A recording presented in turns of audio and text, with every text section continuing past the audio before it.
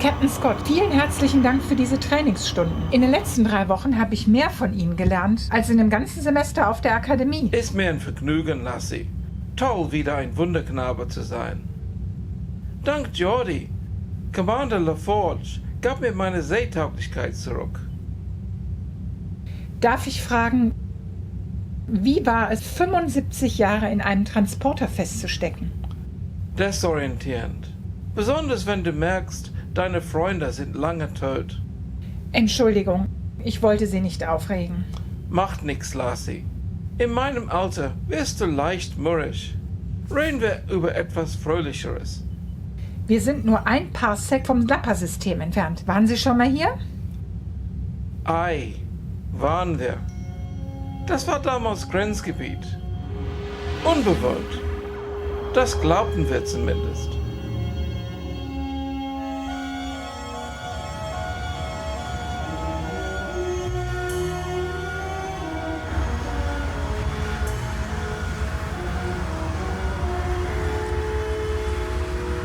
Das ist das Schlimmste, was passieren konnte. Jetzt beruhig dich. Rob, das ist das 4. Pylonversagen diesen Monat. Nur dieses Mal haben wir die Enterprise und ihren Chefingenieur, die uns über die Schultern schauen. Nichts für ungut. Bin nicht beleidigt. Das ist brandneue Technologie, schon vergessen? Habe ein bisschen Geduld. Ich sagte dem Wissenschaftsrat, wir würden Lappa 3 in weniger als einer Dekade terraformen. In dieser Geschwindigkeit brauchen wir doppelt so lange. Und du weißt, wie ungeduldig die sind. Das ist immer noch ein ganzes Jahrhundert schneller, als es zuvor gemacht wurde, Doktor. Höre doch auf den Mann, ja? Falls das funktioniert, nein, wenn das funktioniert, können wir Welten für Millionen terraformen, vor Krieg, Hungersnöten und sogar Katastrophen. Ich schätze, ihr habt beide recht. Ich breche nur ungern ein Versprechen. Warum inspizierst du Sektion 12 nicht selbst? Wenn der Pylon eine Macke hat, bist du vor Ort zur Reparatur. Das, Dr. DeWitt, ist eine sehr gute Idee. Doktor, kann ich mitkommen? Ich möchte Ihre neue Nutzung der Transporttechnologie sehen. Vielleicht eine gute Idee, ein zweites Paar Augen auf das Problem zu haben. Und Hände. Super.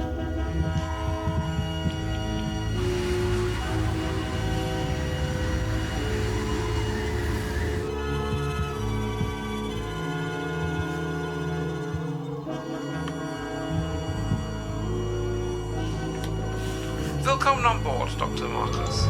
Maglock-Verriegelung ist gelöst. Guten Flug. Dann legen wir mal los.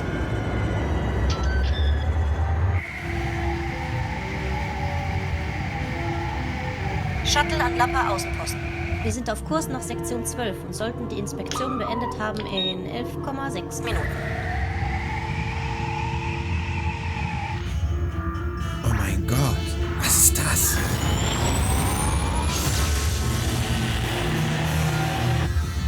Raus hier! Beweg dich! Los!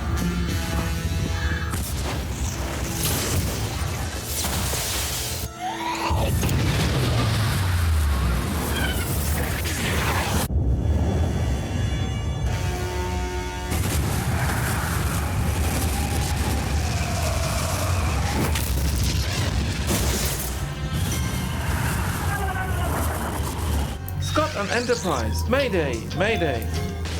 Shuttle Control blockiert. Unbekannte Explosion auf Lappa Außenposten. Enterprise, empfängt ihr mich? Enterprise!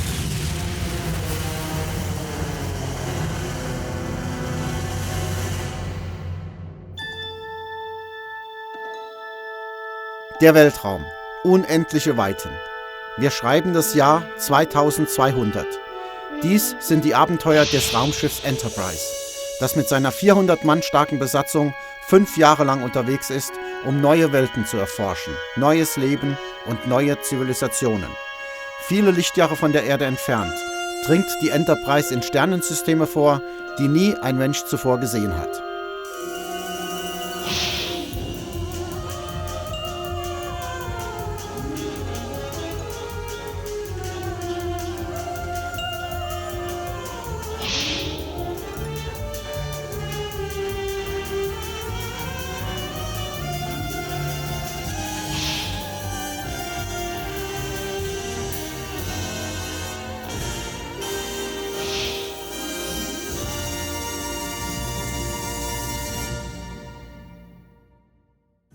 Computerlogbuch der Enterprise, Sternzeit 7713,6, im Orbit um Lapa 3, im Grenzgebiet. Wir haben Chefingenieur Scott und ein weiteres Mitglied des Forschungsteams aus einem abgestürzten Shuttle gerettet, nachdem eine gewaltige Explosion tausende Kilometer der Planetenoberfläche zerrissen hat. Wir wissen nicht, was zum Tod der mutigen Wissenschaftler geführt hat. Momentan versorgen wir die Verletzten. Ach, Doktor, hören Sie auf, an mir rumzufummeln. Mir geht's Ruhig gut. liegen bleiben, Scotty. Ihr Schädel ist nicht so dick, wie Sie immer tun. Dr. Marcus? Ihr geht's gut und sie wird vor Ihnen auf den Beinen sein. Ein paar Beulen, leichte Gehirnerschütterungen, ein paar angeknackste Rippen. Sie muss aus Neutronium bestehen. Scotty, was ist passiert? Keine Ahnung, Captain. Nix in Außenposten hätte dermaßen hochgehen können. Okay, dann spreche ich mit Dr. Marcus. Sie wacht bald auf, aber sie ist noch nicht bereit für eine Befragung. Pille, wir müssen wissen, was passiert ist. Wir sind am äußersten Rand des bekannten Weltraums. Deshalb muss ich mit ihr reden. Mit mir über was reden? Wow, nicht bewegen. Wie fühlen Sie sich? Es geht mir gut. Wo bin ich? Sie sind an Bord der Enterprise. Ich bin Captain James T. Kirk. Mein Schiffsarzt Dr. McCoy. Was ist mit dem Außenposten passiert? Wieso bin ich hier? Der Außenposten auf Lapa 3 wurde zerstört. Zerstört. Es gab eine Explosion. Große Teile des Planeten mitsamt dem Außenposten sind verbrannt. Außer Ihnen und meinem Chefingenieur gab es keine Überlebenden.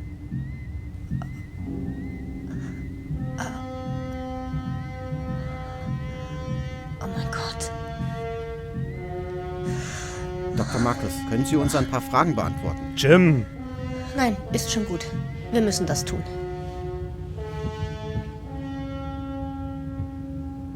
Woran erinnern Sie sich? Wir wollten einen Terraforming-Pylon überprüfen. Dann geschah etwas. Ich erinnere mich nicht. Sie sind abgestürzt. 200 Kilometer entfernt vom Außenposten hinter einem Bergkamm. Sonst wären Sie jetzt nicht hier. Mr. Scott hat ein Notsignal abgesetzt. Wir haben Sie an Bord gebeamt.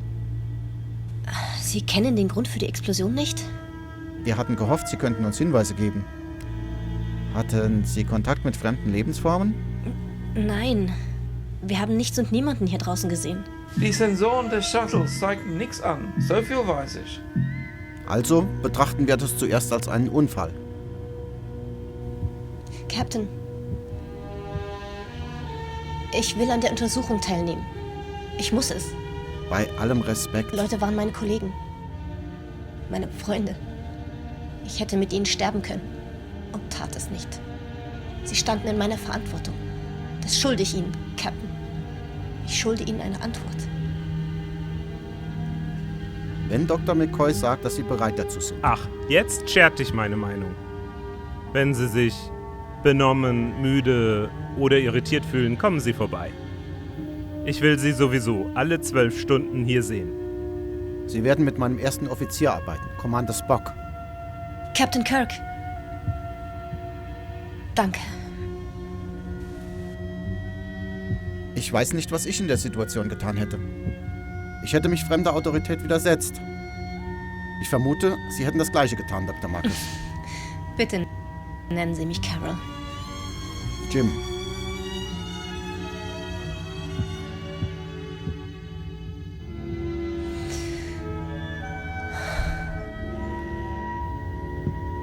Schau mal, Jim. Carol Marcus verarbeitet eine furchtbare Tragödie. Sie steht immer noch unter Schock. Pille, ich bin kein Arzt. Niemand kennt die Technologie auf Lapa 3 besser als Carol Marcus. Wir brauchen sie. Und sie braucht Fürsorge. Jemanden, der einfühlsam genug ist für ihre emotionalen Bedürfnisse. Und du schickst sie zu Spock? Okay, dann übernehme ich das. Du? Bist du überrascht? Eigentlich nicht. Mr. Spock. Captain, ich arbeite an der Analyse der Explosion. Ich muss Dr. Marcus befragen. Was wissen Sie bis jetzt? Das Terraforming-Projekt nutzt eine modifizierte Transportertechnologie, um die Atmosphäre umzuwandeln und um organische Moleküle aus Rohmaterialien zu bauen. Bedarf es beträchtlicher Energie. Aber keiner der Materie-Antimaterie-Reaktoren des Außenpostens hätte ausgereicht, um 100 Millionen Quadratkilometer Oberfläche auszulöschen. Sobald Mr. Scott auf den Beinen ist, soll er sich auf der Brücke melden.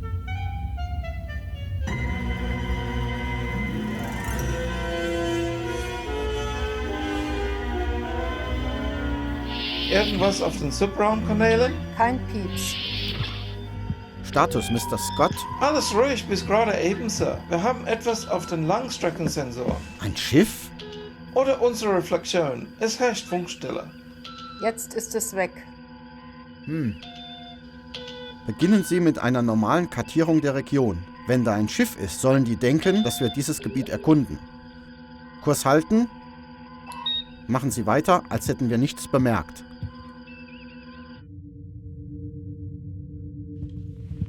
Dr. Marcus, Mr. Spock, unser Wissenschaftsoffizier. Ich fühle mich geehrt. Ihr Ruf eilt Ihnen voraus, Dr. Marcus. Sie ehren mich, Mr. Spock. Dürfte ich Ihnen einige Fragen über Ihre Arbeit auf Lapa 3 stellen? Natürlich. Sie nutzten eine Reihe Materie-Antimaterie-Reaktoren zur Energieversorgung, nicht wahr? Eine Reihe modifizierter Reaktoren. Wir benötigen gewaltige Energien. Ja, selbstverständlich. Was mussten Sie ansonsten noch modifizieren oder verstärken? Die Molekularkonverter natürlich. Sie sind das Herz des Projekts. Erlauben Sie mir, die Vergangenheit aller Mitglieder des Projektteams zu überprüfen. Was meinen Sie damit? Ich muss allen Möglichkeiten nachgehen, einschließlich Sabotage. Ich kenne diese Leute.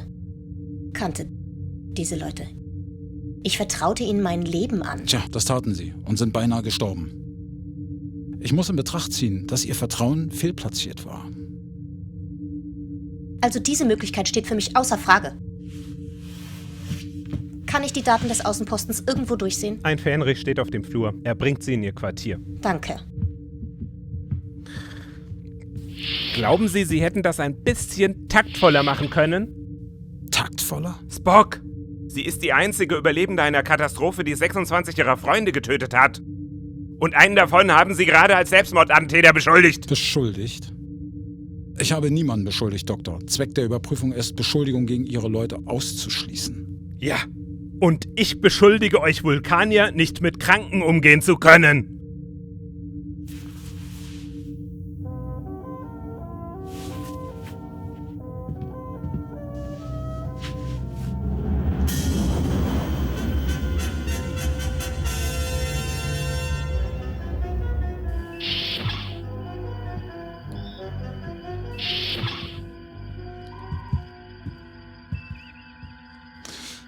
Ich habe mit Dr. Marcus gesprochen. Sie war nicht sehr hilfreich.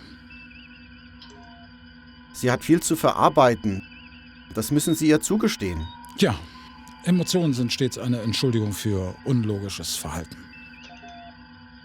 Bitte um Erlaubnis, zum Planeten zu beamen und den Ort der Explosion zu untersuchen. Ist das sicher? Der Strahlungspegel ist hoch und wegen der Atmosphäre der Klasse K benötigen wir Schutzanzüge. Die sollten uns abschirmen.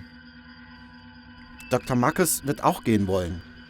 Captain, ich benötige Ihre Hilfe nicht. Und mit emotionalen Ausbrüchen wird sie nur ein Hindernis sein. Emotionale Ausbrüche? Wenn ich recht verstehe, glaubt sie, ich beschuldige ein Mitglied ihres Teams der Sabotage des Projekts. Sie glaubt, Sie beschuldigen jemanden aus Ihrem Team? Jawohl. Krankenstation? Hier, McCoy. Gibt es eine Schulung über Einfühlungsvermögen für Vulkanier? Ich bin Arzt und kein Zauberer. Danke, Pille. Fähnrich? Wenn das Signal wieder auftaucht, rufen Sie mich sofort. Aye, Sir. Scotty, Sie haben die Brücke.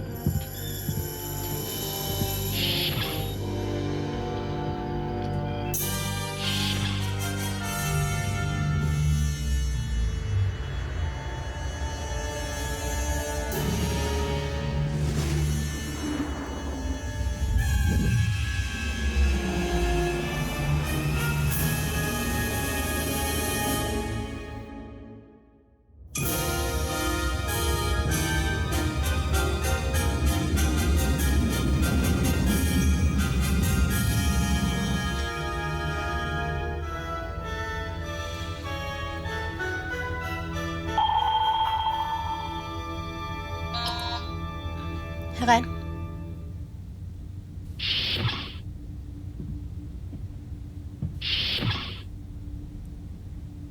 Ich hoffe, ich störe nicht. Ganz und gar nicht, Captain. Jim reicht.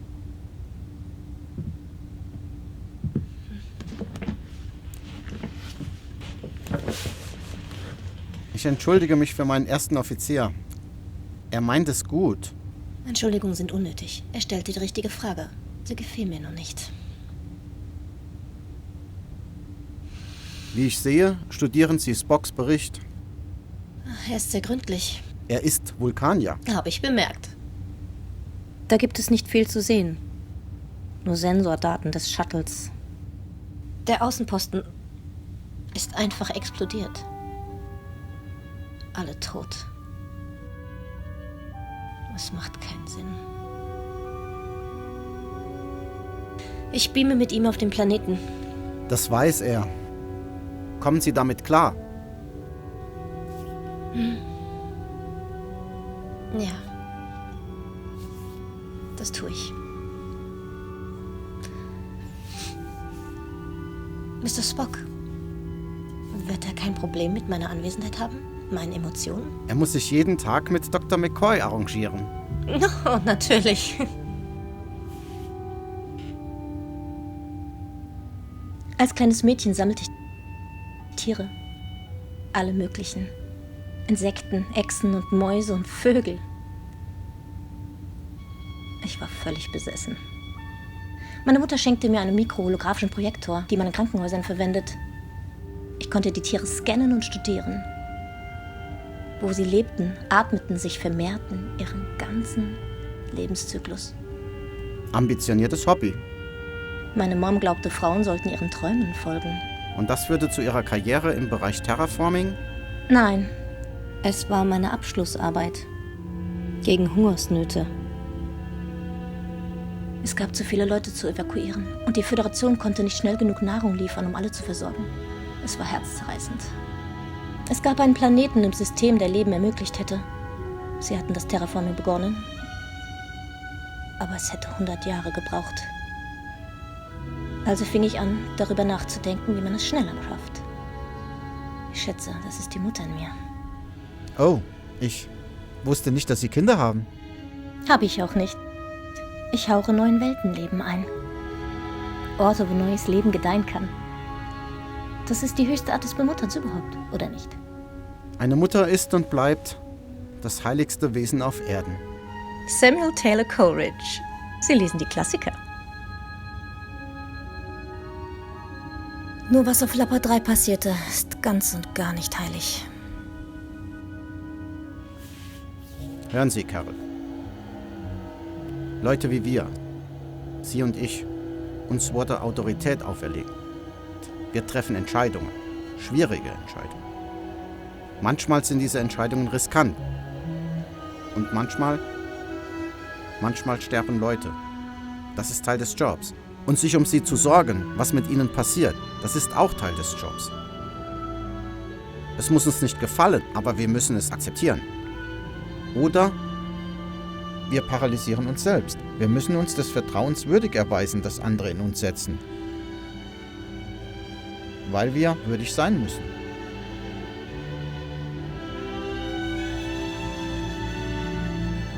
Entschuldigen Sie mich, Carol. Ich muss zurück auf die Brücke.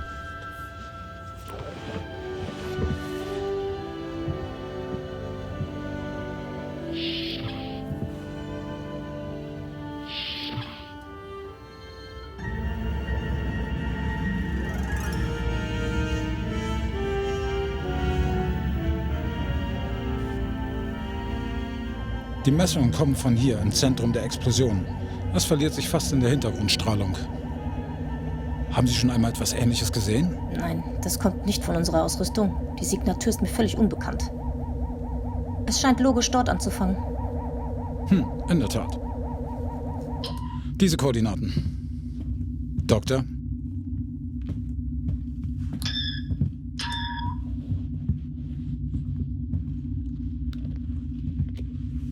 Energie.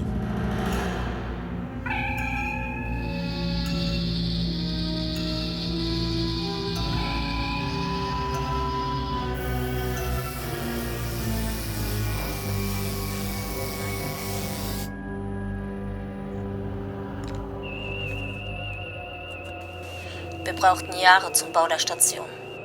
Noch länger, um sie online zu kriegen. Und das blieb davon übrig. Mr. Spock? Irgendetwas? Das Zentrum der Explosion erreichte 5726,85 Grad Celsius. Es verdampfte an den Außenposten und die Insassen fast sofort. Vielleicht beruhigt es Sie zu wissen, Ihre Kollegen starben unverzüglich und ohne Schmerzen. Das, Mr. Spock, war ein ganz netter Versuch. Kirk an Landungstrupp, Meldung. Spock hier, Captain. Status? Wir sammeln Daten und was von den Trümmern hier vor Ort übrig ist. Ich schätze, wir brauchen 11,6 Minuten dafür. Was denken Sie, Carol? Ich denke, ich stehe in einem Krater. Carol. Ich habe einen detaillierteren Bericht, wenn ich zurück auf der Enterprise bin, Captain. Aber jetzt habe ich zu arbeiten. Na gut, Doktor. Melden Sie sich, wenn Sie bereit zum Hochbeamen sind. Kirk, Ende.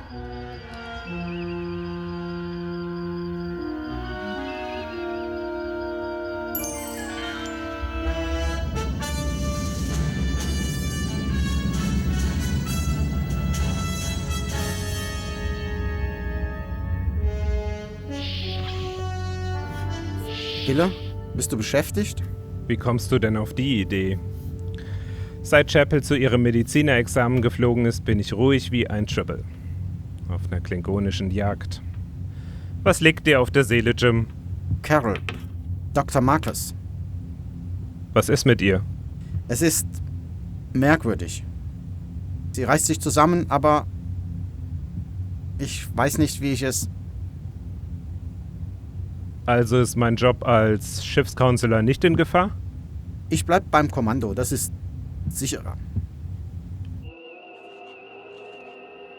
Männer. Captains. Vulkanier. Es ist verständlich. Sie sind emotional aufgewühlt.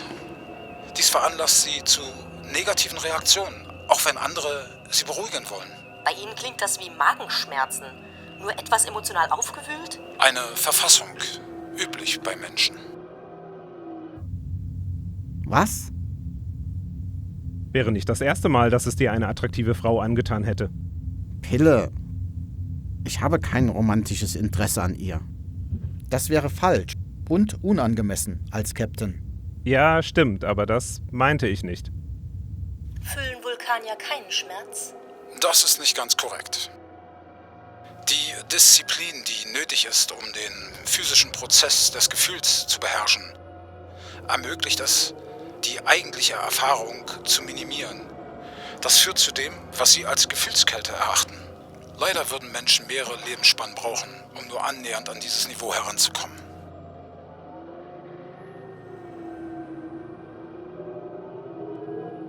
Mr. Spock?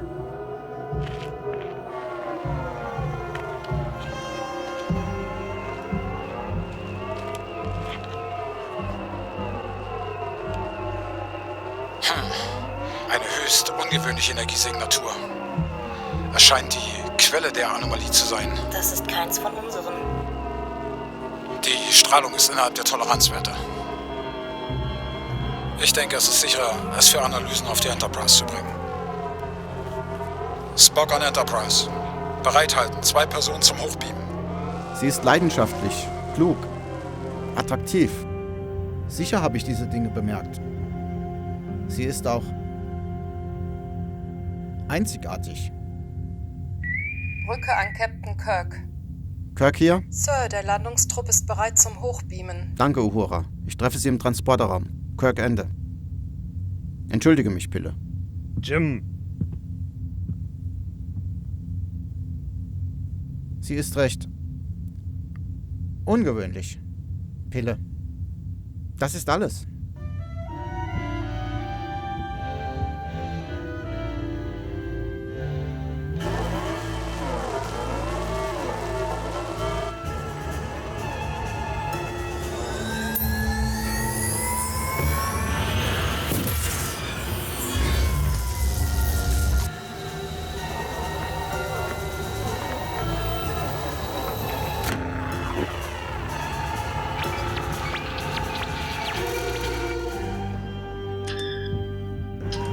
Was ist los? Ich kann keinen erfassen.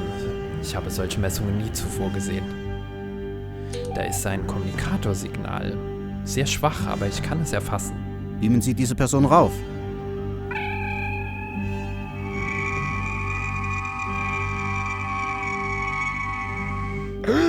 Spock!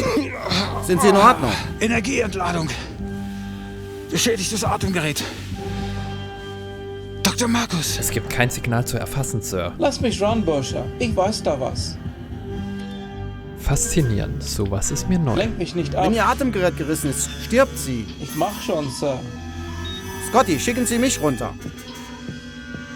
Energie. Ohne Atemgerät? Das ist nicht Ihr Ernst. Sie überstehen keine Minute. Ich brauche keine Minute. 15 Sekunden. Setzen Sie mich an Spocks Koordinaten ab. Das sollte nah an Carol sein. Ich schnapp sie Aber mir, Sie Sir. beamen mich zurück. Los, Mr. Scott.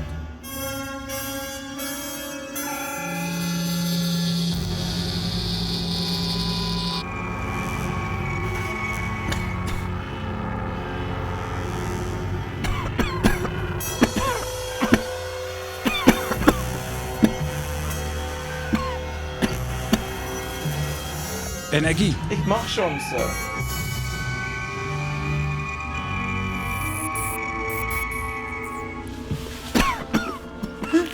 Captain, das war eine unglaublich dämliche Aktion.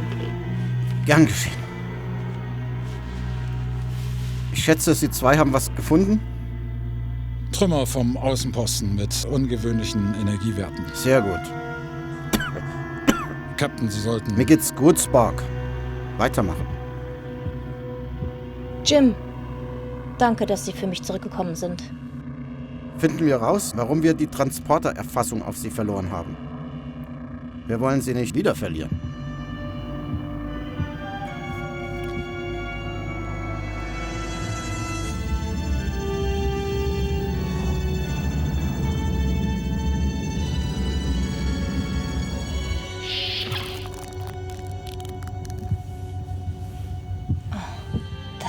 Wunderschön. Wie eine Oase. Eines Tages werden Raumschiffe Holodecks haben. So realistisch, Arboretums werden überflüssig sein. Ich bevorzuge das Echte. Ich ebenso. Was ist das? Oh je, ein einzigartiges Aroma. Sans Periguli, die wachsen überall auf Lappa 4.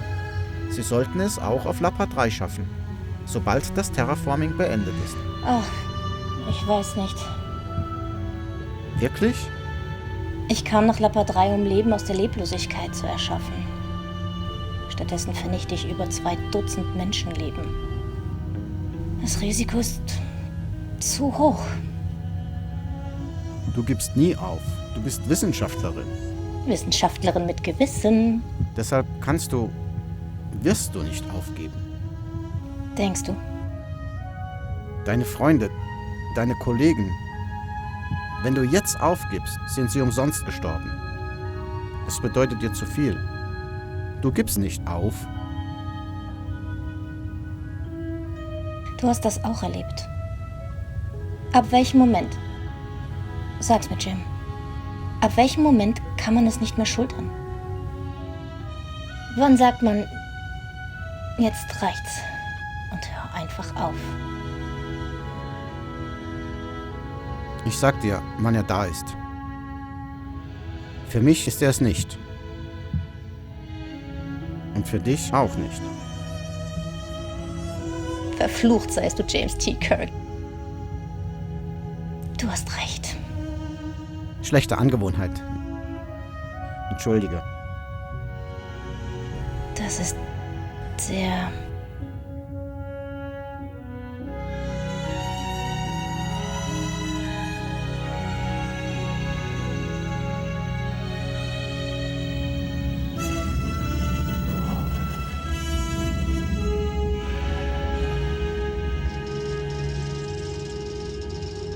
Mr. Spock, schauen Sie sich das an. Wenn ich die Feldeffekte verbinde, kann ich Fluktuationen in der Quantenstruktur der Trümmerteile isolieren. Interessant. Warum würden Sie das tun? Ein Gefühl. Ein Gefühl? Ein Gefühl. Vielleicht.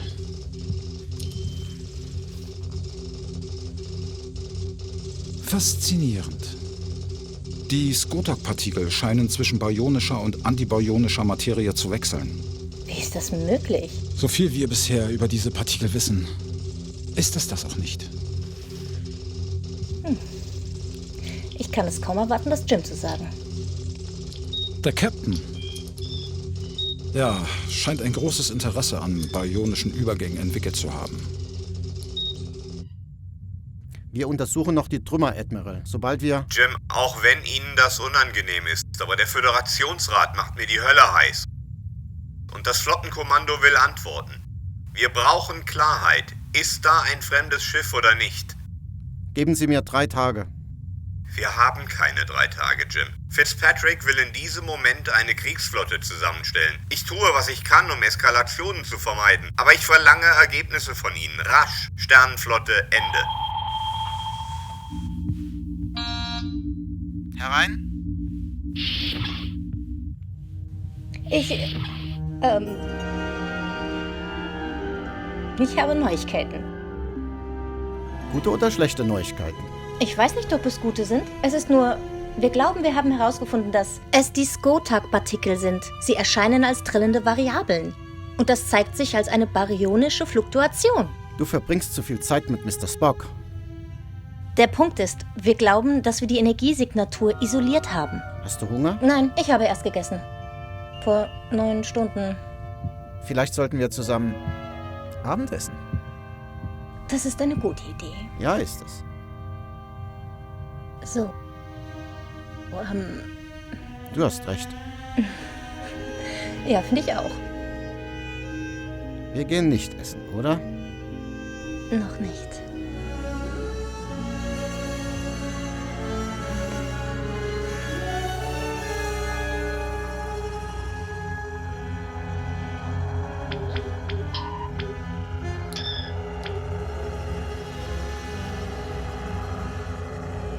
Computer, bestätige Daten. Daten bestätigt. Codiere auf Diskette. Spock an Brücke. Brücke hier. Ich hatte den Captain erwartet. Noch nichts, Sir. Danke, Lieutenant.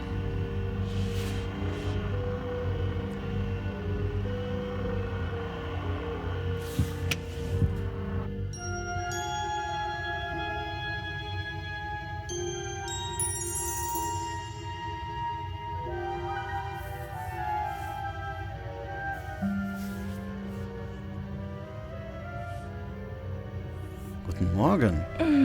Ja, das ist er. Geht's dir gut? Mehr als gut.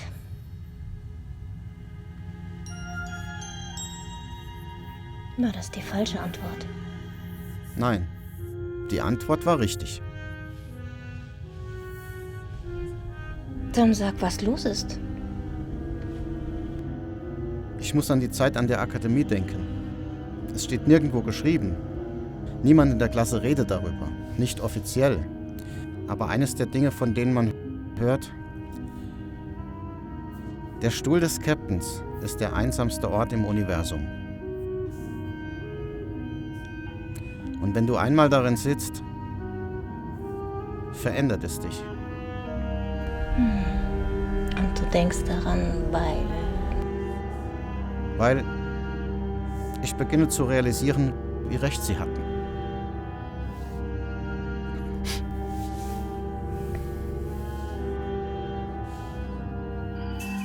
Mr. Scott, die Subraumsonden sind jetzt startklar. Dann jetzt oder nie. Brücke an Captain Kirk. Kirk hier. Alles bereit, Sir. Kurs durch die Staubwolke setzen. Sie haben ihn gehört. Bring uns auf Warp frei, bis auf unter 100.000 Kilometer heran. Dann halber Impuls in Richtung Wolke. Ja, Sir.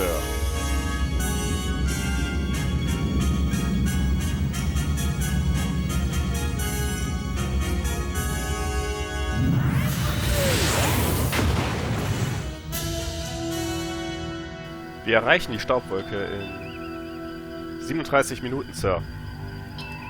Passive Sensoren bereit. Tun wir's. Lass uns den Suchgebiet still und leise erkunden. Auf Seenspitzen, wenn es sein muss. Wie ein Blatt im Sonnenwind.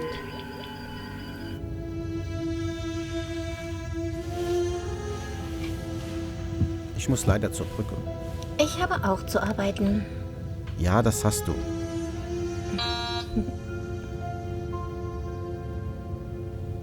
Willst du nicht antworten? Ja. Herein. Ich wollte nicht stören. Was haben Sie? Ich war sowieso auf dem Weg zur Brücke. Was haben Sie, Mr. Spock?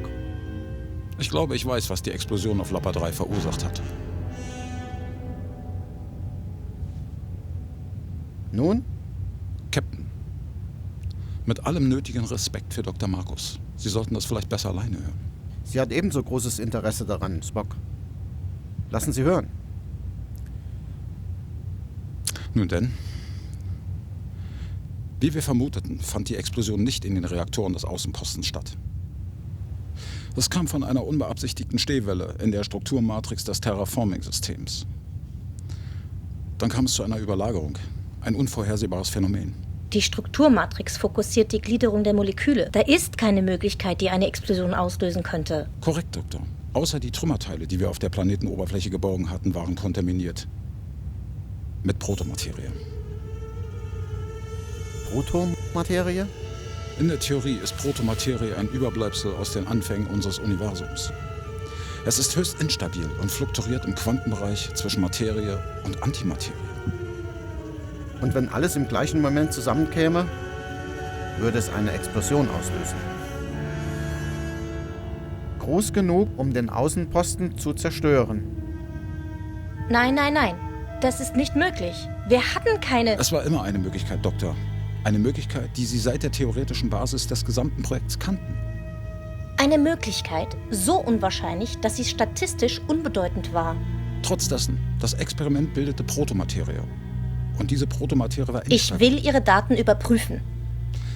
Natürlich, nur wenn Sie keine Fehler finden. Natürlich nicht. Vulkanier sind ja unfähig, darin falsch zu liegen. Nein, Vulkanier sind nur nicht bereit dazu, ungenau zu sein. Die wichtigste Frage ist jetzt, egal, ob die Bildung der Protomaterie beabsichtigt war oder nicht. Wenn es kein Unfall war, dann war es Sabotage. Okay, ja, das reicht. Mr. Spock, lassen Sie Dr. Markus Ihre Arbeit überprüfen. Ich versichere Ihnen, dass ich überaus gründlich war. Nicht deswegen muss sie es sehen. Verstehen Sie, Mr. Spock? Zweifellos, Sir. Wegtreten.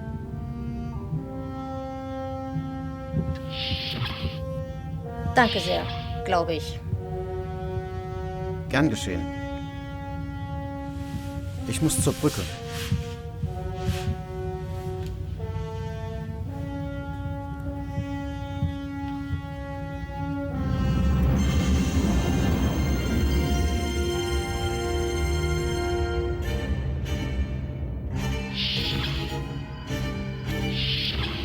Bericht.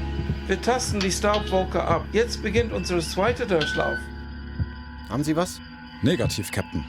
Die Partikel in der Wolke machen passive Sensoren nahezu ineffektiv. Optionen? Wir können aktive Sonden benutzen oder aktive Sensoren. Ich mag weder das eine noch das andere. Es gibt eine dritte Möglichkeit. Mr. Sulu, wir haben doch genug Daten, um ein holographisches Schema der Wolke zu erstellen, richtig? Ja, Sir. Ein Schiff, das mit Impulskraft fliegt, hinterlässt eine schwache Verwirbelung, eine Art Bugwelle. Suchen wir danach. Und los geht's.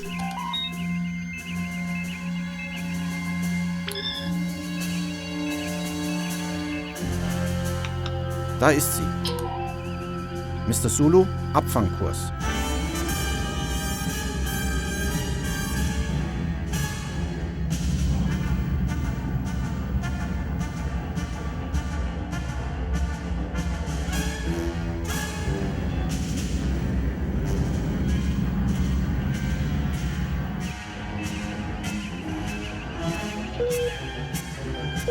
Annäherungsalarm. Bestätigt. Objekt direkt voraus. Geschätzte 300 Meter lang. Entfernung 112 Kilometer. Captain, der Staub lichtet sich.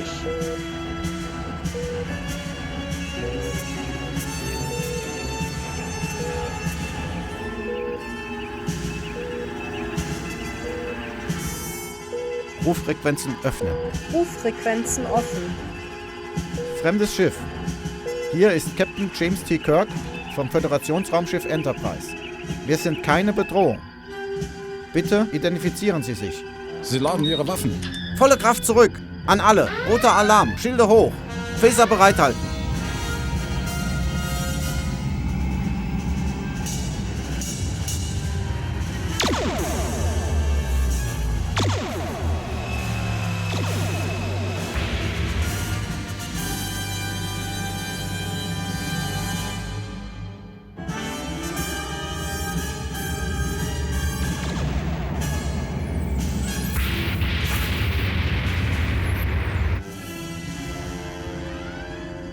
Schwache Photon-Torpedos. Keine Schäden. Die könnten den ganzen Tag auf uns ballern. Zerkratzt nicht mal die Schilde. Also sind wir nicht unterlegen. Versuchen wir es nochmal. Ruffrequenzen öffnen. Ruffrequenzen offen. Fremdes Schiff. Hier ist Captain James T. Kirk vom Föderationsraumschiff Enterprise. Wir sind keine Bedrohung. Wir sind auf einer Forschungsmission. Bitte identifizieren Sie sich. Keine Antwort, Sir. Bringen Sie uns in Feuerreichweite. Und dann einen kurzen Phaserstrahl. Nicht beschädigen. Nur ein bisschen durchschütteln.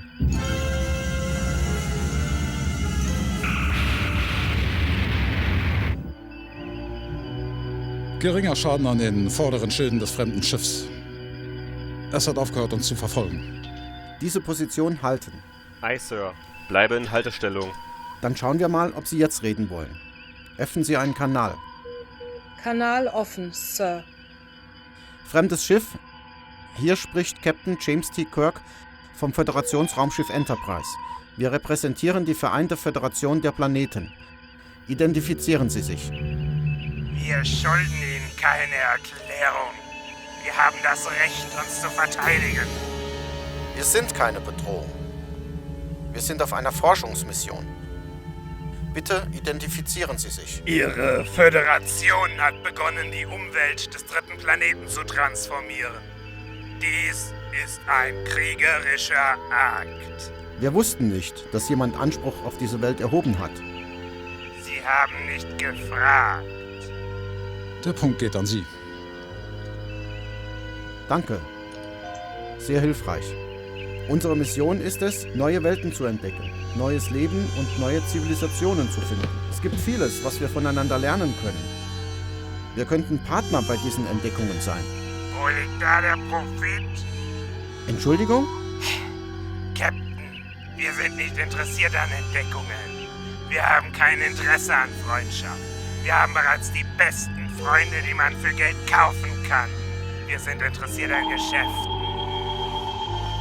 Wir sind die Ferengi. Oh. Dann schlage ich vor, dass wir eine Handelszone vereinbaren. Eine Handelszone? Die Föderation ist ebenfalls an Profit interessiert. Captain Kirk. Ihre Leute kennen bereits unsere kommerziellen Interessen hier. Wir treiben längst Handel mit ihnen. Uns ist keinerlei Handel zwischen unseren Völkern bekannt.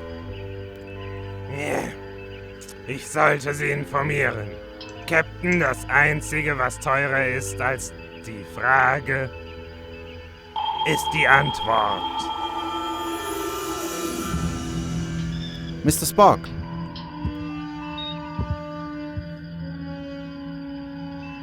Sehr seltsam. Sie haben sehr sonderbare Ohren.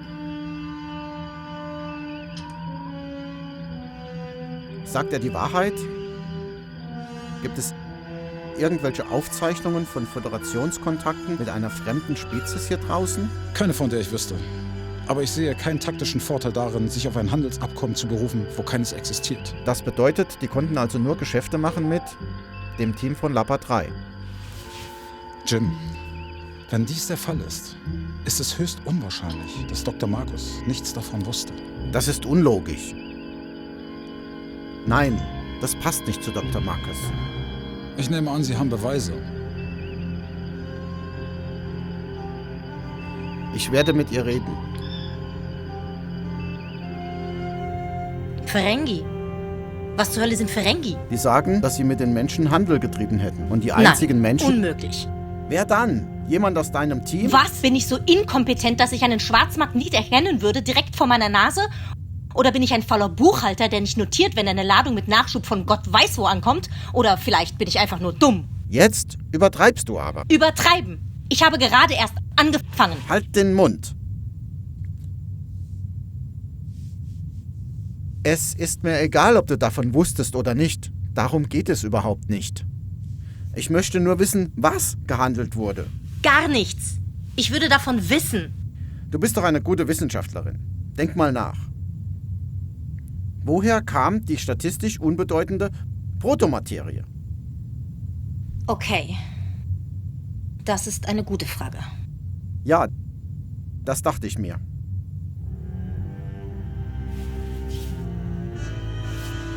Sorry. Du hast Crewmitglieder sterben sehen. Hört es jemals auf, weh zu tun? Nein. Man lernt damit zu leben. Das ist eine schreckliche Art zu leben. Ja, das ist es. Aber es ist besser als die Alternative. Spock und Captain Kirk. Kirk hier? Können Sie auf die Brücke kommen? Wir haben etwas sehr Interessantes über das fremde Schiff herausgefunden. Bin auf dem Weg.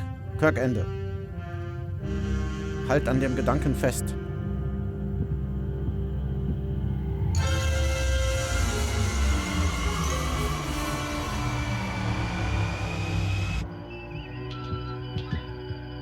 Bitte sagen Sie mir, dass Sie was gefunden haben.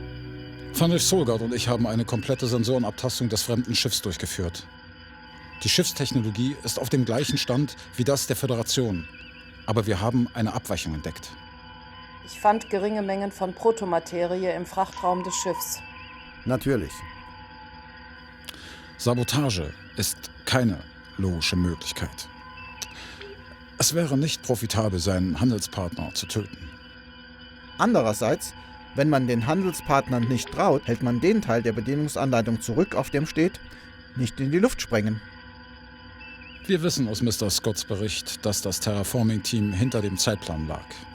Ein Geschäftsabschluss zur Verbesserung ihrer Transportermatrizen erschien logisch. Aber womit haben Sie gehandelt? Uhura, rufen Sie das fremde Schiff. Und Dr. Marcus soll auf die Brücke kommen. Fremdes Schiff, hier spricht Captain James T. Kirk. Ja, Captain. Sie haben Protomaterie-Technologie an den Lappa 3 Außenposten verkauft. Für welche Gegenleistung? Wir verletzen die Vertraulichkeiten unserer Handelspartner nicht. Auch nicht, nachdem diese tot sind? Bedauerlicherweise leider ja. Wir wollen eine Handelszone einrichten. Ich nehme an, das erscheint Ihnen ebenso profitabel wie uns. Der Preis für weitere Verhandlungen sind Informationen. Ein Moment. Sie verhandeln mit ihm? Nein, ich spiele Poker mit ihm. Wir haben einen Satz Transportermatrizen geliefert. Verbessert zur Protomaterie-Erzeugung. An wen haben Sie geliefert? Robert DeWitt, den Handelsoffizier. Dr. Robert DeWitt, der stellvertretende Projektleiter. DeWitt? Ein Handelsoffizier? Er war niemals... Oh mein Gott. Er musste verzweifelt gewesen sein. Er betrieb das Terraforming von Lappa 3 so leidenschaftlich voran wie ich. Je mehr das Projekt hinter den Zeitplan fiel, desto verzweifelter wurde er. Er kam wohl zu der Überzeugung, dass es das Risiko wert ist. Oh mein Gott. Danke, Ferengi-Händler. Erlauben Sie, dass ich 2 Regeln meines Volkes zitiere, Captain. Erstens, Frieden ist gut fürs Geschäft. Zweitens, Krieg ist noch besser fürs Geschäft. In beiden Fällen treiben wir Handel.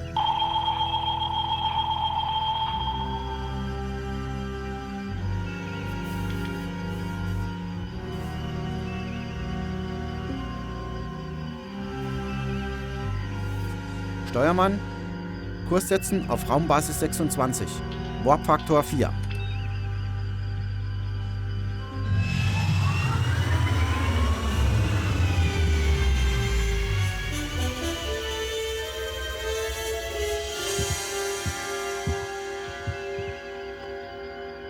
Tut mir leid, dass ich dich angeschrien habe. Danke, dass du die Wahrheit herausgefunden hast. Das ist alles, was wir wollten. Hilft es dir? Ein wenig.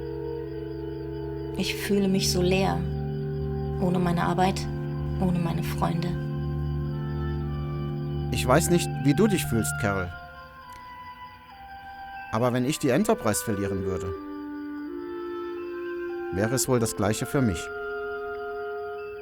Aber das geht niemals vorüber, das hast du selbst gesagt. Carol. Nein, ich komme drüber weg. Ich beginne von vorn. Was wir durch die Explosion gelernt haben. Jetzt weiß ich, wie es funktioniert. Ich bekomme das hin.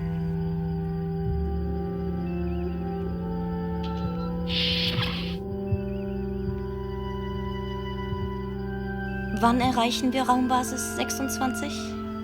In 3 Tagen. 3 Tage.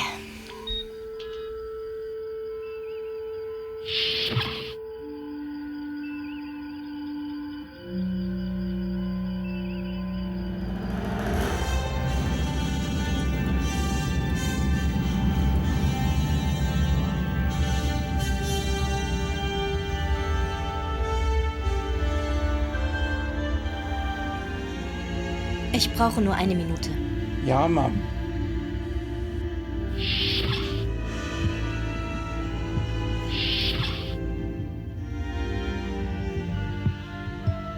Carol, ich wollte dich gerade rufen.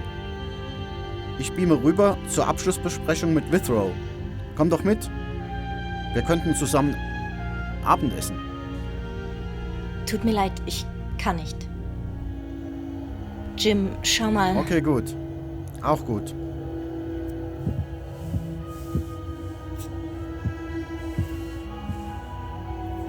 Nicht die romantische Situation, die ich im Sinn hatte, aber auch gut.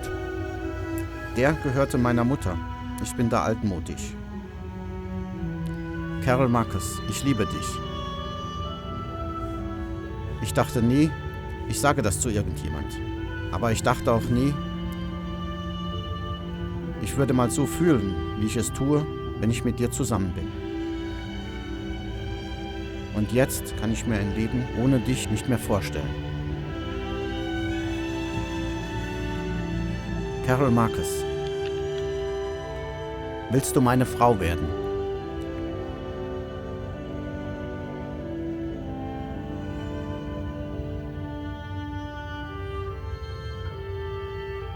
Nein. Was? Nein, Jim. Jim, du bist deinem Schiff verpflichtet. Ich bin meiner Arbeit verpflichtet. Eines Tages wird sich einer von uns, oder wir beide, entscheiden müssen. Ich dachte, das hätte ich gerade getan. Du nanntest meine Arbeit, neuen Welten Leben einzuhauchen, das heiligste Wesen. Ich arbeite an einem neuen Ansatz. Etwas ganz Neues. Ein Genesis. Damit kann ich jetzt nicht aufhören. Und du bist hier, rettest den Quadranten alle 10 Minuten. Du kannst deine Forschung hier weitermachen. Kann ich nicht, und du weißt das. Dann scheide ich aus dem Dienst aus und gehe mit dir. Nein, nein, wage es nicht, James Kirk. Du würdest mich hassen. Ich hassen? Ich liebe dich. Verstehst du das nicht? Doch, nur zu gut. Aber in 5, 10, 100 Jahren würdest du aufwachen und feststellen, was du wegen mir verloren hättest. Alles, wozu du bestimmt gewesen wärst. Und du würdest mich deswegen hassen. Und das halte ich nicht aus. Dazu lasse ich es nicht kommen. Nein. Du hast deine Welt, ich habe meine. Aber nicht in derselben Umlaufbahn. Ich schätze, das ist ein mögliches Ende. Aber ich sollte meine Wahl selbst treffen. Sollten wir nicht eine Wahl treffen? Ja, Und das habe ich gerade. Ich liebe dich wirklich, Jim. Von ganzem Herzen. Aber ich bitte dich, halt dich fern. Um unseretwillen. Für uns alle 3. 3? Ich bin schwanger. Unser Sohn soll nicht mit dir durch die Galaxis jagen. Erlaube mir, erlaube uns Freiraum. Bitte.